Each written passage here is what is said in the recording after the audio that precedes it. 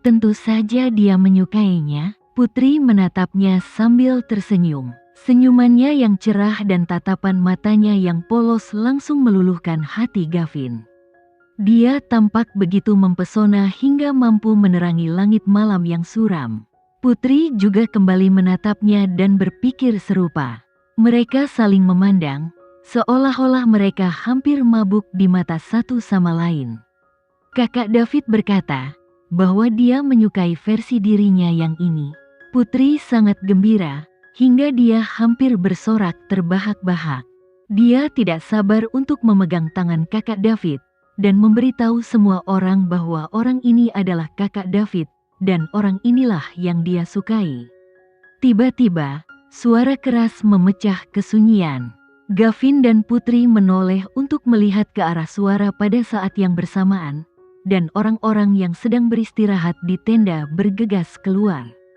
Namun, karena hari sudah gelap, mereka hanya dapat mendengar suara keras, namun tidak dapat melihat apa yang sedang terjadi.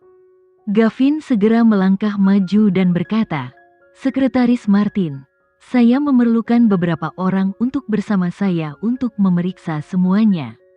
Ketika dia memerintahkan Sekretaris Martin, dia telah meninggalkan Putri dan berjalan cepat ke depan.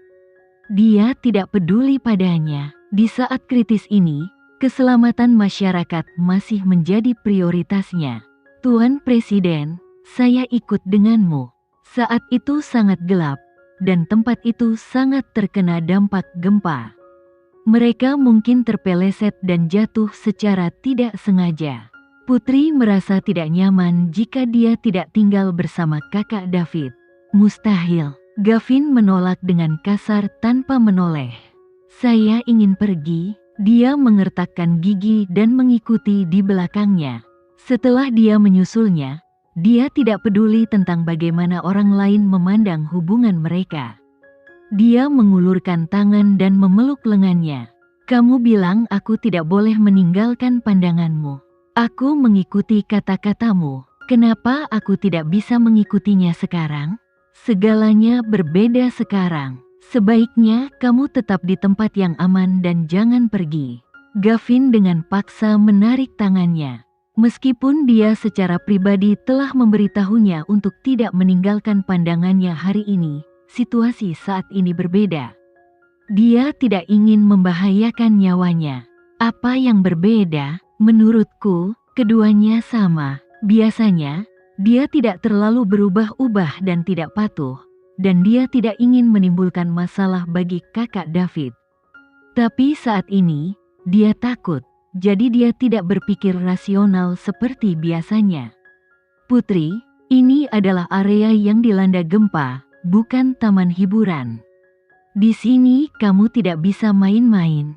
Dia memahami emosinya dengan sangat baik. Jika dia tidak melakukannya menyerah dengan sukarela, dia pasti akan menemukan cara untuk mengikutinya ketika dia pergi. "Maksudmu aku di sini untuk bermain-main?" Ketika orang lain mengatakan bahwa dia ada di sini untuk bermain-main, dia tidak terlalu terpengaruh, karena mereka tidak berarti apa-apa baginya. Dia tidak akan peduli dengan apa yang dikatakan atau dilakukan orang lain. Tapi dia berbeda. Dia adalah saudaranya David, dan dia adalah pilar emosionalnya. Dialah alasan dia terus bekerja keras. Yang lain tidak mengetahui hal ini, tetapi tidakkah dia tahu betapa kerasnya dia berusaha? Malam itu, saat membantu memindahkan perbekalan, dia bahkan terjatuh beberapa kali. Suatu kali, ketika dia terjatuh ke dalam lubang lumpur, dia bahkan tidak mengeluh bahwa lubang itu kotor. Dia bangun dengan lumpur di sekujur tubuhnya, dan terus membantu membawa perbekalan. Karena saat itu gelap dan dia tidak dapat melihat, seringkali dia hanya berjalan ke depan dengan sembarangan. Dia terjatuh di jalan sebelumnya dan lututnya bahkan berdarah. Namun, ketika dia berpikir bahwa dia dapat membantu kakak David, dia mengertakkan gigi dan menanggung kesulitan. Meski dia baik, namun Putri tidak melakukan hal tersebut untuk masyarakat. Dia melakukannya untuk kakaknya David. Jika kakaknya David tidak ada di sini, dia juga tidak akan ada di sini. Tapi kakak David bilang dia hanya main-main. Apakah dia benar-benar mengira dia sedang bermain-main? Dia hanya mengatakan bahwa dia lebih baik dari yang dia bayangkan. Dan sekarang dia mengatakan bahwa dia bermain-main di daerah bencana. Apakah dia tidak bermaksud memujinya? Baiklah, kalau begitu, aku tidak peduli. Dia memberinya tatapan menyedihkan dan berbalik. Dia bergabung kembali dengan anggota timnya. Meskipun dia kembali ke timnya, perhatiannya tetap tertuju pada kakak David sepanjang waktu. Dia menyakiti perasaannya, jadi mengapa dia peduli padanya? Dia seharusnya marah padanya, tapi itu tidak ada gunanya. Dia tidak bisa terus-terusan marah padanya. Dia sedih saat dia meninggalkannya. Bagaimana ini bisa terjadi? Dia baru berusia 18 tahun. Sebenarnya, sejak dia berumur 4 tahun, dia banyak memikirkan tentang kakak David. Ini tidak bagus. Dia belum bisa jatuh cinta seperti anak muda lainnya. Dan dia tidak pernah merasakan bagaimana rasanya jatuh cinta untuk pertama kalinya. Tapi hatinya sudah terikat pada orang lain. Guci kecil, cepat siapkan disinfektan.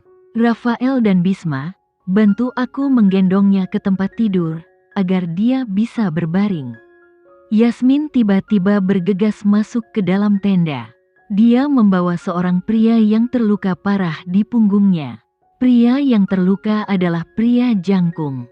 Yasmin bertubuh kurus, dan pria itu cukup kuat. Saat dia menekan Yasmin, dia hampir tumbang. Putri bergegas mendekat dan membantu memberikan dukungan orang itu. Kak Yasmin, apa yang terjadi? Apa yang sedang terjadi? Bisma dan Rafael pun bergegas membantu. Saat Rafael melihat kaki kiri orang yang terluka itu, dia hampir muntah lagi. Tapi kali ini, dia tahu bagaimana menenangkan diri dan mencoba yang terbaik untuk fokus pada pekerjaannya. Dengan bantuan semua orang, mereka akhirnya mengangkat pria itu dari punggung Yasmin dan menempatkannya di meja operasi sementara. Yasmin akhirnya bebas dan menarik napas dalam-dalam. Beberapa saat kemudian, dia menjelaskan, bangunan lain runtuh di sana dan banyak petugas penyelamat yang tertimpa. Hingga saat ini, masih cukup banyak orang yang terluka dan kekurangan tenaga medis. Suara keras tadi datang dari dalam gedung. Apakah sekarang masih berbahaya? Apakah kamu melihat Pak Presiden dan yang lainnya? Putri ingin segera berlari, tapi dia tidak melakukannya. Ketika dia menghadapi situasi yang mengerikan, dia bisa tetap tenang. Dia tidak yakin dengan situasi di sana, dan kakak David tidak ingin dia pergi bersamanya. Jika dia mengikutinya, perhatiannya akan terganggu karena dia harus menjaganya jika terjadi sesuatu. Putri akhirnya memahami niat baik kakak David. Ketika dia memikirkannya lebih lanjut, dia merasakan tenggorokannya tercekat dan air mata mengalir di matanya. Dia membalikkan punggungnya dan diam-diam menyeka air matanya. Dia tidak bisa membiarkan siapapun melihatnya menangis diam-diam. Kemudian dia menarik napas dalam-dalam lagi untuk menenangkan dirinya. Pada saat kritis ini, dia harus membantu menyelamatkan orang sebanyak mungkin. Setelah beberapa saat, dia segera menyiapkan bahan dan alat yang diperlukan untuk pengobatan dan berkata, "Kak Yasmin, saya sudah menyiapkan alat desinfeksi. Guci kecil, tolong tetap di sini untuk merawat pria yang terluka itu dan membantunya mengobati lukanya. Kita akan mencari korban selamat lainnya," jawab Yasmin dengan tenang. Namun saat melihat kondisi pria yang terluka itu, ia sedikit khawatir. "Guci kecil, bisakah kamu mengatasinya?" Di kaki kirinya, tergores sangat lebar. Lukanya begitu dalam hingga tulangnya hampir terlihat, dan darah terus mengalir. Kelihatannya sangat menjijikkan. Rafael melihatnya dan dengan cepat memalingkan wajahnya. Dia bahkan tidak bisa melihatnya untuk kedua kalinya. Itu sebabnya Yasmin memeriksa Putri. Kak Yasmin, kamu bisa terus mencari yang selamat lainnya. Aku akan baik-baik saja di sini. Tidak peduli betapa menjijikkannya itu, Putri bisa mengertakkan gigi dan melakukan pekerjaannya. Dia telah melihat banyak adegan berdarah dalam 2 hari terakhir, jadi dia sekarang lebih tenang daripada saat pertama kali datang ke sini. Baiklah, kalau begitu aku serahkan padamu. Kami akan mencari sisanya sekarang. Yasmin mengangguk pada jawabannya, karena dia cukup percaya diri pada guci kecil.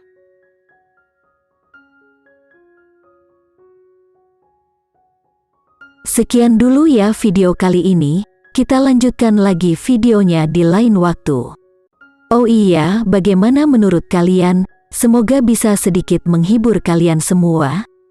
Untuk teman-teman yang baru nonton jangan lupa subscribe ya hehehe.